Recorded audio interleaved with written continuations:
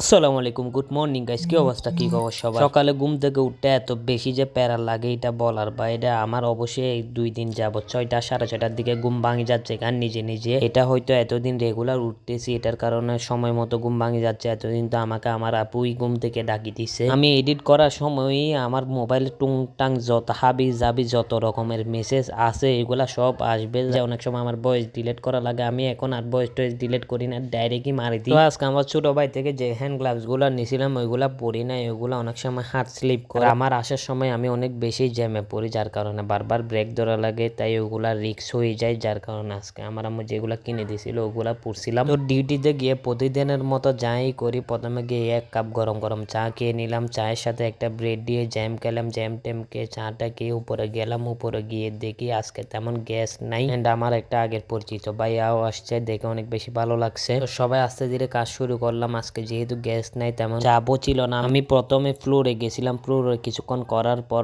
বড় ভাই একটা বলতেছে, সিনিয়র বড় ভাই, আমাকে মিজান প্লাসে থাকার জন্য। তো উনি বলার সাথে সাথে আমি পিছনে চলে গেলাম মিজান প্লাসে। ওইখানে তেমন মিজান প্লাস ছিল না, গ্যাস তো কম ছিল তাই চাপও কম ছিল, একদম মিজান প্লাস হচ্ছিল এগুলো কম কম। আমি বারবার গিয়ে একটু একটু অল্প অল্প আনতেছিলাম, তার মধ্যে টেবিল ক্লিয়ারেন্স করতেছিলাম। এগুলো করতে করতে প্রায় 10টা বাজে গেছে। তো 10টা বাজতে বাজতে আমাদের মিজান প্লাস প্রায় 50% হয়ে গেছে। তারপর 10:30টার পর বুফে ক্লোজ হওয়ার পর যা ছিল কাটলারিস মাটলারিস তা সব আবার আনলাম। একটু একটু করে আগে আনতেছিলাম, যখন শেষ হয়ে গেল একদম তারপর আরো উড়াদুরা কাজ শুরু হয়ে গেছে। এইগুলো আমরা সবাই মিলে 12:30টার মধ্যে কাজ কমপ্লিট করছি। তারপর নেপকিন আগে আমরা বানতাম 2:30 3টা বাজে যাইতো, কিন্তু আজকে আল্লাহর রহমতে সব কাজ আমরা 1:30 2টার মধ্যে কমপ্লিট করে ফেলছি। তারপর আমরা দুইজন ভাগ করে গেলাম হচ্ছে যে ক্লিয়ারেন্সে উপরে। এমনিতে আমরা ক্লিয়ারেন্সে যাই হচ্ছে যে একদম লাঞ্চ টাচ করে এসে 2:30টার পরে, কিন্তু আজকে যেহেতু আগে কাজ শেষ হয়ে গেছে তাই একবার ক্লিয়ারেন্সে চলে গেলাম। আমরা ক্লিয়ারেন্স থেকে যা ছিল তা নিয়ে আসলাম, নিয়ে এসে আমরা সবাই মিলে লাঞ্চ করতে গেলাম। লাঞ্চ টাঞ্চ করে